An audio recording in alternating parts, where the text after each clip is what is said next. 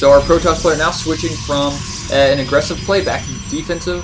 I don't know whether that was that attack was for he was actually planning on attacking or if he was faking pressure to force a Zerg player to stop drone production for a while. But anyway, he went in for some pressure, decided to fall back, didn't think he had enough units to deal with those mass number of roaches, and I think he was right there. 109 foods for a Zerg player versus 72 for a Protoss player.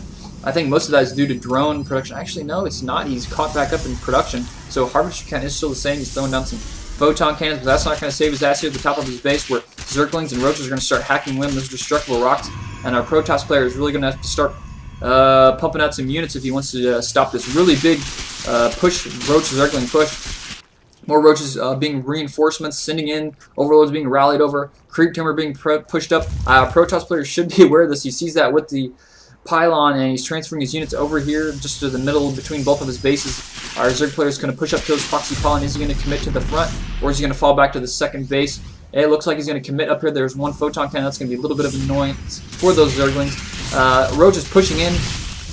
I think our Protoss player does have enough to deal with this if he gets really good force fields and he throws up a Guardian Shield. Warping in some Zealots just for some meat shields. Throwing up some force fields.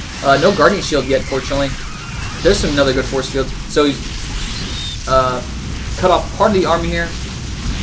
I really want to see a Guardian Shield. I don't think he's going to have a Guardian Shield. Taking out this pylon, deactivating both those warp prisms, or warp gates. And it looks like our Protoss player is going to be able to hold this off, and at the top of his base it doesn't look like he lost any probes, and these roaches unfortunately are going to have to fall back. They do have that roach speed upgrade, so they do move pretty quickly off creep. And let's see what do we got going on here. We have a Immortal being produced, and this Zerg player is still sticking around, and Burrow is just about ready to finish, so it does finish. Maybe he's going to burrow and regenerate those roaches. Reinforcements, more roaches, more Zerglings, more pressure is just coming on, so our Zerg player looking to end this right now. Oh, actually he's losing some roaches there, unfortunately. Miss micro, maybe he's just trying to scout, misclick, something like that. So roaches coming in, Zerglings, not too many Zerglings, basically just sticking to only roaches. No upgrades for the roaches yet, or the Protoss player. Force fields going down, he's going to pick off 4 or 5 there, but burrowing. Immortal's out, he's going to do some damage, but oh no, terrible placement, he might get killed by the focus fire.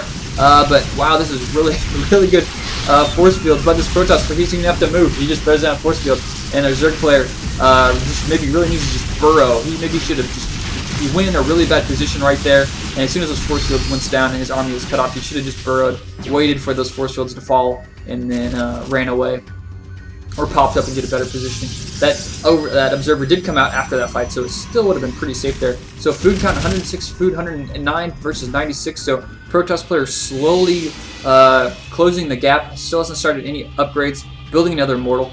Hopefully we'll micro this one a little bit better. Sentries looks like they have pretty good energy right now. They should have enough force fields to deal with this. Rich is burrowed there, maybe he's going to bait him in there. No, he pops up soon, too close. There's an observer, so he could have seen that anyway. So more attacks going on here, really intense fight. Immortal back in action and start dealing some damage. Already has 1 kill, and force fields going down. Those are kind of sloppy force fields, to be honest. This Roach is kind of really good positionings. Has some down here. Even Changelings showing up. What the hell are they doing in here? So he's trying to fool us. I don't know what he's thinking with those Changelings, but anyway, just pulling back, or Protoss player pulling back, and maybe just, oh snap! Misclicking, kills his own Stalker. That Protoss player is probably like, oh shit, those Stalkers can't be Changelings? Well, you'll live and learn. So more Immortals coming out, more Roach pressure, Zerglings now coming out, so we got a lot more Zerglings transferring into this fight. I think that's definitely what he's been needing. As we've seen, our Protoss player slowly stop making Zealots, and I think Zerglings are really going to help this attack be a lot more effective, a lot more efficient. So spreading out his army, even bringing Overlord up the creep, man, he doesn't even have speed on this Overlord. That must have taken forever to get up there. So chrono boosting warp gates, he's got a second robotics facility out, so double producing Immortals. I think that one Immortal is still alive from that last fight, up to 5 kills. He's a mentor. Zealots now being warped, and he's going to need those Zealots because I think he is a little bit aware of, he's kind of weak on the anti-Zergling force. So looks like we're going to have attack here fairly soon. Our Zerg players are going to have a really nice concave, and these force fields are going to be really critical. Those force fields were sort of okay. I think you kind of didn't do those as well as you should have. No Guardian Shields yet. What is with this Protoss player not using Guardian Shields? But I think he just does so much damage, and our Zerg player really isn't taking effect of the ability to kill this expansion down here. I think what he really needs to be doing is harassing with the roaches, sending in Zerglings down here, harass this expansion, at the same time with microing his roaches up here at the top, doing like a two-pronged attack. Of course, that's what Zerglings are great for, is just to do run-bys. I mean, there's only one photon cannon here. He's not even walled off. This is easy pickings for him. I think our Zerg player is even aware of that expansion. He's aware of it. He sees the front door. Some Protoss player trying to push out. Our Zerg player has some more reinforcements, but I don't think he has enough to deal with this yet. We really need to see some use of these Zerglings doing run-bys at the top of his base. He could do so much damage up there.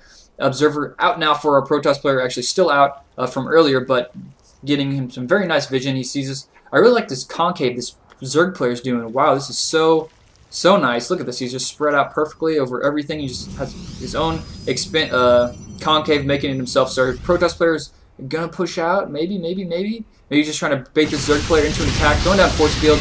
Gonna fall back. But our Zerg player, maybe he's gonna fall back. It looks like our Zerg player is gonna fall back. Maybe trying to bait him back outside at the same time. We have an expansion going down for our Zerg player at the top part of the Blistering Sands. And still pushing up these Immortals. Have to be racking up the kills. 8 kills on that one, 10 kills on this one. Only 1 kill on that one, he sucks. Another one with 1 and 6.